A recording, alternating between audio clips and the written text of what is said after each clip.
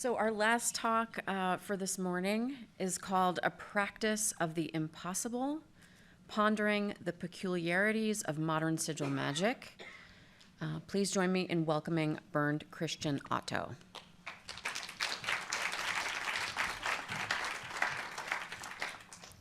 Good morning. Thanks for inviting me, Jeff. It's an honor to be here. So I'm a scholar of religion from the University of Erlangen, and I work at the same Center for Advanced Studies, which Michael Luckner has presented yesterday. And while listening to these excellent papers over the past 2 days, it occurred to me that I've been sitting in archives of the impossible for the past 15 years or so, since I've started to work on the history of magic, or Western learned magic, as I like to call it. In fact, a large number of manuscript archives full of magical texts exists. And haven't we all heard and learned in school that magic is impossible? You simply can't attract a lover, become rich or invisible through practicing some weird ritual, right? The idea, or shall we rather say the stereotype, that magic is impossible accompanied the history of magic since the last 2.5 millennia. Yet people have continued to and still perform today manifold such practices of the impossible. I would therefore like to suggest that magic is included in the vision of this conference series, and will present today one particular contemporary, very popular practice, namely sigil magic. Sigil magic is only one of a plethora of practices of the impossible that are practiced still today and that I could present here, yet it lends itself particularly well to our discussions, as we shall see. Now, before I present my talk, I would like to ask who of you has heard of sigil magic or has practiced sigil magic? Oh, that's nice. It corresponds to something which I will present. So maybe 2/3 of the population of the group here. Now, for those of you who don't know it, I will begin by illustrating an example of sigil magic. So what could I choose? It is my wish to give a great talk on sigil magic. Let's see. Okay, here you have an example of a sigil. Sigils are graphical depictions of wishes. And yes, let's pick up the sigil and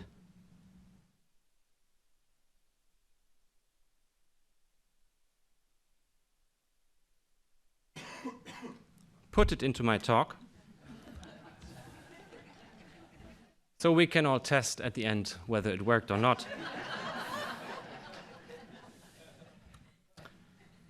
Good. So, over the next roughly 20 minutes, I will walk you through different aspects of this practice. First, I will go a bit into the history of sigil magic, or pre-modern sigil magic. Then I will outline how this particular technique emerged in the 20th century. It's basically a modern invention, a psychologized version of magic. I will basically give you a full-on manual of sigil magic so that you can do it at home afterwards. I will then present some experience reports, because that's really where it becomes interesting, I think. And finally, I will pose the question that many of us ask all the time: what do we make of this? So first of all, some history. The term sigil goes back to the Latin word sigillum, which means seal, signet, image, or icon. This term has been used in texts of what I call Western learned magic, at least from the 12th century onwards. It is a very common and often used term in these texts. But the broader idea is that unintelligible graphs, signs, images, or letters, they are used in magical texts, at least from late antiquity onwards until this day. So this is a very big topic we could say that the unintelligible is strongly connected to the impossible in this particular set of texts. I will present a few examples. This is one of the earliest ones from one of the Greek magical papyri. It's a so-called phylacterion, a protective amulet, and the text says that it protects the body against demons, ghosts, every disease, and every suffering. It is an Ouroboros, a snail that bites its tail, and in the middle of the image you see these weird letters. They are called characteres in Greek, which is the Greek word for letter. They are often translated as ring letters, and they run through this corpus of texts. There are thousands of these letters exist in thousands of texts. No one knows where they came from. No one really knows what they mean. They always have a contextual meaning, but there is no abstract meaning. It's not an alphabet of any kind. So this is one important example that still informs present-day sigil magic. This is an example from an Islamic text. It's a seal, a khatim. It's interestingly the same word that has been used to denote Muhammad, the seal of the prophets. And this particular seal, it has 7 lines and 7 columns. It's a cell square with so-called 7 seals of Solomon. And it has a lot of impossible purposes. When you draw it on a paper and wear it on your body, it fulfills all desires, destroys one's enemies. You can travel rapidly across large distances, talk to angels and jinn, and so on. This is a third example from the 14th century, roughly, a Latin manuscript in the Library of Kassel. This is a very famous seal within the history of Western magic. It has been copied many times. It was originally called Sigillum Dei, Seal of God.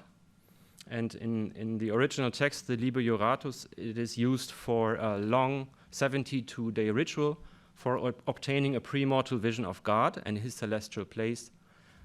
But the text also mentions 92 other impossible purposes.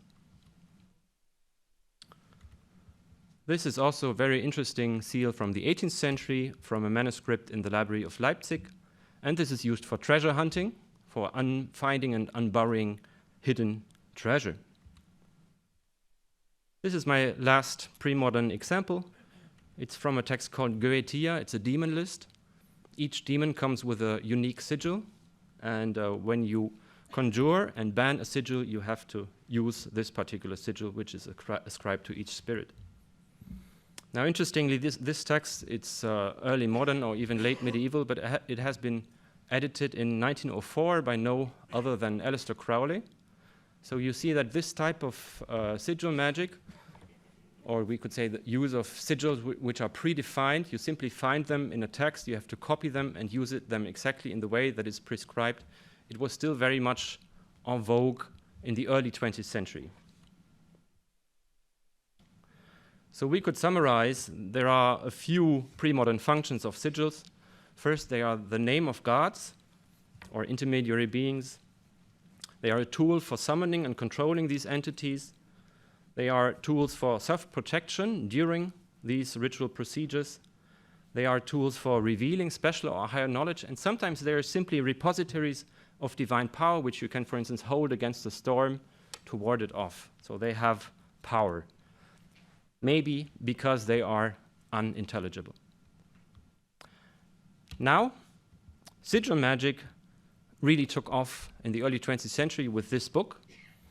It's written by Osman Spare, a fairly unknown British artist and ritual magician.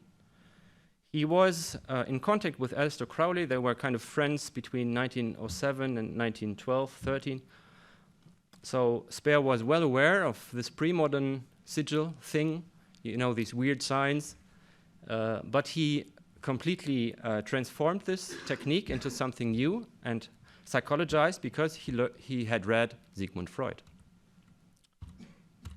I quote from this text so that you get a feel for his prose. All desire, whether for pleasure, knowledge, or power that cannot find natural expression, can by sigils and their formula find fulfillment from the subconsciousness. Sigils are the means of guiding and uniting the partially free belief with an organic desire, its carriage and retention till its purpose served in the subconscious self and its means of reincarnation in the ego. Sigils are monograms of thought for the government of energy. So what he basically does is he connects the idea of the sigil to the subconsciousness and to a desire, and thereby builds something new. He basically invents a new technique, which you can see here. This is a photograph from the book. So you take a word, take the letters, and you rearrange them above one another so that, a weird sign or an unintelligible sign appears, which basically carries the information of the word. And you can do this also with a combination of words and full sentences, full will sentences, as he calls them. And for instance, he uses the example, "This is my wish to obtain the strength of a tiger." And you can see the example below. So Speer was quite unknown. He was an unsuccessful artist for the rest of his life. He had some popularity in the beginning, but then his life is it's not a successful story, if we might say. But then he was recognized by some later magicians. First of all, Kenneth Grant, who was also a student of Aleister Crowley, and he ran an OTO lodge for a while, and then he basically became one of the most well-known ritual magicians of the second half of the century, the 20th century. He died in 2011, and he popularized Osman Speer in the early 70s, and then chaos magic came. Authors like Peter Carroll, Phil Hine, Ralph Tegma, and others, they picked up sigil magic, and thereby sigil magic really became one of the core techniques of modern chaos magic. Yes, and then the internet came, and I think it's fair to say that sigil magic is today one of the most, and maybe the most popular magical practice in the West. You can find more than 41,000 hits in Google Books. There's hundreds of how to do YouTube videos. The most successful one having 725,000 views. It's all over the place on TikTok, or WitchTok as it is today often called. There are also many other online tools like the one I've showed in the beginning. This one is graphically a bit more interesting, I think. And of course there are now also handy apps. So it's really all over the place. It's very popular. And why is it so popular? I think it's a collection of various aspects. Sigil magic is very simple. Everyone can do it without any training. It's fast. You don't need 72 days or so to achieve a goal. You can do it in a few minutes. It's secular, no spirits. You don't even have to believe in it. Just try it out. It reflects the modern, commercialist, consumerist state of our culture. It's instantaneous wish fulfillment, if you like. It's cool. It reflects modern aesthetics. And according to many practitioners, it's very efficacious, and you find this all over the place, experience reports all over the internet, that this is really a very efficacious practice. And I think it's interesting. We have to take this serious. It also entered pop culture, or occulture, as it's called since Christopher Partridge. You all know this guy, Grant Morrison. You're all avid readers of Jeffrey Kripal's books. So he claimed that his comic series Invisibles was basically a hypersigil. Hypersigil develops the sigil concept beyond the static image and incorporates elements such as characterization, drama, and plot. And he claims that this comic book series was a 6-year-long sigil in the form of an occult adventure story, which consumed and recreated my life during the period of its composition and execution. The hypersigil is an immensely powerful and sometimes dangerous method for actually altering reality in accordance with intent. Results can be remarkable and shocking. Now comes the manual. How does it work? So for me, this is a practice of the impossible, and there are various different techniques. I follow the so-called word method described by Ralf Tickmeyer in his 2011 introduction to Western ritual magic. So sigil magic works through 4 steps. You formulate the will sentence, as I've done in the beginning. You fabricate the sigil. You charge the sigil, and then you forget the sigil. These 2 elements are very important. You already understood how the first 2 things work. I have chosen the will sentence, "It is my wish that I will give a great presentation on sigil magic." According to this method, you delete all duplicate letters in the sentence so that a bunch of letters remain. And these remaining letters, you squeeze and arrange them above one another so that something like this comes out of it. And then you can use your creativity and turn it into a more nice and neat graphic depiction of your wish. Then, and this is key, you have to load the sigil into the subconsciousness through inducing an altered state of mind of any type. So you have to get out of your everyday consciousness, otherwise it doesn't work. You have to achieve some state of trance or ecstasis. Many modern practitioners combine this with sexual magic because the sexual orgasm is basically the easiest way for any normal person to achieve an altered state of mind for a while, a few seconds or so. A practice recommended by Ralf Tickmeyer is the death pose, where we basically close all our senses, keep the breath, and just shortly before we would die, we suck in the air and stare at the sigil. And that's allegedly a moment where you can actually upload the sigil into the subconsciousness. And then, also important, we have to forget the sigil right away and the wish. We have to ban it from the consciousness. You load it into the subconsciousness and you ban it from the consciousness. And one of the practices recommended is hysterical laughter, because try it out. When you laugh, you erase anything in your mind. You cannot think something intellectually demanding while hysterically laughing.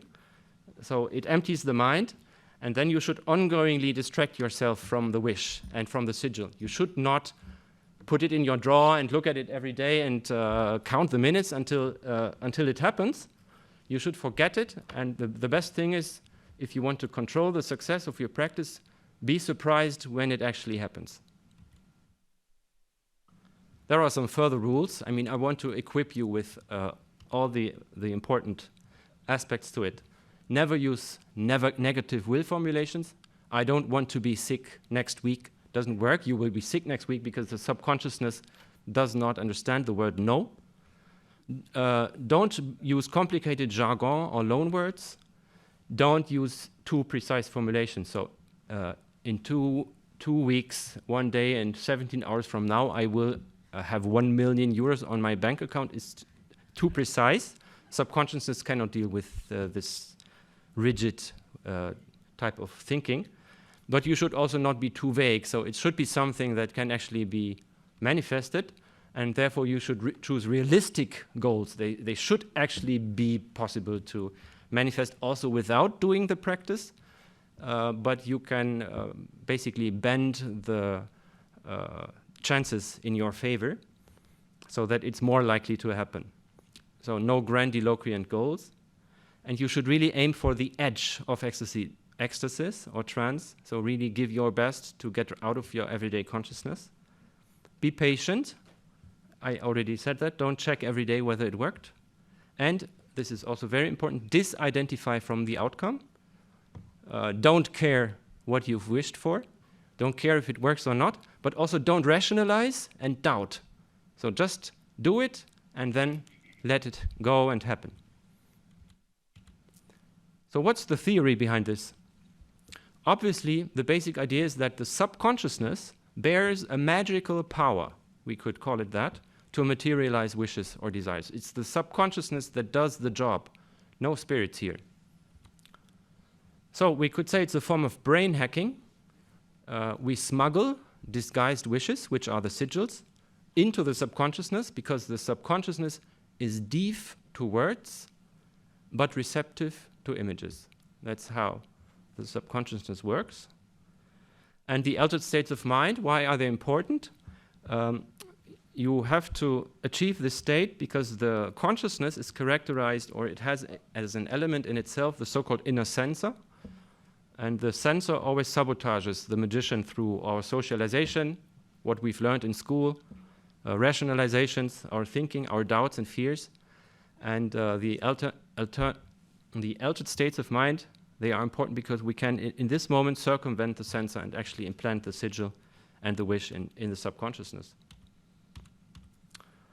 So I think the very interesting thing about this practice is it's a reversal of psychic repression. So Speer read Freud, and he learned that subconscious desires and wishes, they are very powerful in creating our everyday reality. And he basically turned this upside down. He turned an unconscious process into a conscious process, a controlled repression, we might say, so that the wish and the sigil becomes an organic part of the subconsciousness, assuming that subconscious wishes and desires, they are more powerful than conscious wishes and desires. Sigils will flesh, Speer wrote. And I think what's really interesting about this from a history of magic perspective is that a process deemed partially problematic and pathological, at least in classical psychoanalysis, becomes an instrument of magical wish fulfillment and destiny control. It again shows the creativity of magicians. So they always observe what's going on and they take the best out of it and try to use it for their purposes. Now let's have a look at 3 short experience reports. I think this is where it becomes really interesting. The first one is taken from a book from 2003. One evening, after I had attended Talking Stick with Jason and Damien, the 2 of them decided to go to a nightclub and invited me along. After an hour spent approaching likely drug dealers in the club, they returned empty-handed. Jason decided that some magic was required to nudge the probabilities in their favor. Jason and Damien settled on the following statement of intent: we wish to buy drugs. A sigil was quickly constructed from this and drawn on a cigarette paper. They shared the cigarette in silence while presumably concentrating on the sigil. So what happens then? 50 minutes later, they had the drugs. Suddenly, a dealer emerged out of the blue, and they bought it. They took the drugs. An hour or so after taking the speed, they realized that it was having little or no noticeable effect. Damien humorously suggested that although the sigil had worked, the initial statement of intent had been too vague. It should have read, we wish to buy good drugs. Second example is from a master thesis actually published last year on academia. I have struggled with my body image and weight gain since reaching middle age and have spent a lot of time and effort attempting to lose weight with little success. Therefore, I decided that my intent was to lose weight. I settled on I will weigh 85 kilograms. Did it work? I'm writing this approximately 3 months after the ritual process was completed. So this is an autoethnography, partly. It's quite interesting. And I have dropped in weight from 95 to 86.3 kilograms. I've also stuck to the changes in diet and continue to regularly follow the exercise program I created. Moreover, I have gained in confidence and am happy in myself and with my body image. This would suggest that the sigil was imprinted onto my subconscious and that it has had the desired effect. While I have not hit the exact weight specified in the sigil, I'm continuing to lose weight and view this as an ongoing project. Third and last example. He, Frater A, fabricated a sigil with the word method for the will sentence, I wish to possess 1,000 Deutschmarks, is from the 1990s, I think, until the week after next. Now, the important thing here is that the German word is used, besitzen, possess, and loaded it through sexual magic. After circa 1.5 weeks, Frater A visited a friend and took a seat on his sofa in the living room. The friend began to search for his purse and became increasingly nervous. Finally, both realized that Frater A had inadvertently seated himself on the purse. To his greatest surprise, the purse contained almost exactly the sum for which he had loaded the sigil. What has happened? Apparently, his subconsciousness took the expression possess, besitzen, a little too literal, and transformed it into a post-sit, to sit on. We should be aware that the subconsciousness likes to walk the line of least resistance when it attempts to fulfill a magical assignment. So what do we make of this? First of all, through Speer's idea, sigil magic turned into an individualized, creative, and ever-adaptive magical consciousness techniques. This is, I think, interesting compared to the slavish mimicry of predefined icons beforehand. So it's really a change, an innovation in the history of magic, and that's also how I write the history of magic. It's a history of ongoing change. There is no static thing that runs through its history from antiquity to today, but it's highly creative, ever adaptive, and innovative. It's also a prime example of what has been discussed as the psychologization of magic in the 20th century. So there's a big debate about this. Magic has become psychologized in modern times. So we could say, from a practitioner perspective, it is obviously the mind that works the magic here. I'm quoting Tanja Luhrmann's famous monograph, Persuasions of the Witchcraft. But pondering these three case studies or experience reports, we can ask ourselves, does this magic work only within the mind? So the first example, something happens and you ascribe it in retrospect to the event, which may have happened anyway. No one has ever done systematic evidence-based research on these techniques. So people do it and they ascribe later events to the practice. So this is not, amazing, we might say. It's not extremely impressive. The second example also, we could say it works through psychosomatic influence or an auto-influence. But the third example, I think, is more interesting because something weird is going on there, which was quite unlikely to happen. So does this practice work also beyond the mind and the body? That's what we can ask ourselves. And this, of course, relates to something that has been mentioned various times during this conference. It's the mind-matter dualism, the mind-matter problem. And I'm not discussing this much now, so let's assume as a working hypothesis that matter is in the mind. So we take up an idealist perspective. Consciousness is key, and reality is produced within consciousness. And then we can actually assume that when we influence or when we do something within our consciousness, we can actually affect outer realities. This is a model of reality proposed by Dean Radin in his 2018 book, Real Magic. So only from the perspective of our everyday consciousness, we perceive a seemingly separate and disparate outer material reality. But when we dive deep in our consciousness, tap onto the subconscious processes, and especially deep states of trance and gnosis, then we can tap onto basic quantum or subquantum mechanical effects. And this is exactly what we will do in the future. So I'm also a trustee of a charity called Research Network for the Study of Esoteric Practices. We fund research and we want to push the boundaries of accepted knowledge. We want to push the boundaries into the impossible. And we will collaborate with Dean Radin, who I just mentioned, from the Institute of Noetic Sciences. He was also mentioned, I think, on the first day in one of the slides. And we will actually co-fund the first experimental study of a technique of Western ritual magic that has ever been conducted. And we'll test the potential influence of sigil magic on a basic quantum mechanical phenomenon, namely the so-called collapse of the wave function. So I don't know if you remember this from your physics classes in school, or whether you're still a professional physician. But basically, the problem of the collapse of the wave function is that when you shoot atomic particles, for instance electrons, onto a double-slit system, then they usually create a wave function. So there's the wave function of these particles. But when you actually measure the particles before they go through the two slits, they suddenly turn into particle-like things. So this is the so-called collapse of the wave function. Observing the process creates a change in the behavior of these particles. It's the observer, the quantum mechanical observer problem. And we will use this problem and create a small thing, a device.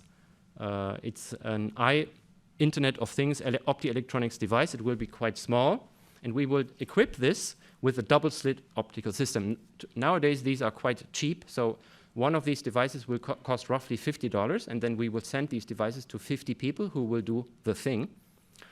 And we ask them to direct their awareness towards or away from the double-slit system inside the apparatus. So they basically concentrate on the thing, and they will do it with or without sigil magic. And the idea is to see if consciousness, meaning awareness in the form of the mind's eye, could be considered as a sort of measurement, and therefore influence this quantum mechanical phenomenon. So you can see this as a form of a tratak meditation, but it will not be directed towards a candle, but towards this device. And we have basically, we'll test the hypothesis whether mental intention enhanced through the use of a sigil will alter the sensor's behavior as compared to periods when attention is withdrawn or focused elsewhere. And we will also ask, let's call them lay magicians, so unexperienced practitioners, and we will also have a bunch of very experienced practitioners and test whether the effect of these people will be stronger on the measurement device. So the beauty of this idea is that if we can take a magical technique, a sigil magic, to produce convincing evidence for a mental effect on the quantum measurement problem, then we will have advanced our understanding of the most discussed and refined theory of the physical world that is currently out there through actually using a magical technique. I really find this quite nice. So regular updates on this project will be published on RENSEP.org. That's the website of the charity which I just mentioned. It's not yet online. We will launch it probably in June. And you can find updates on this project on this website. So now I release you from the spell of my sigil. And thank you for your attention.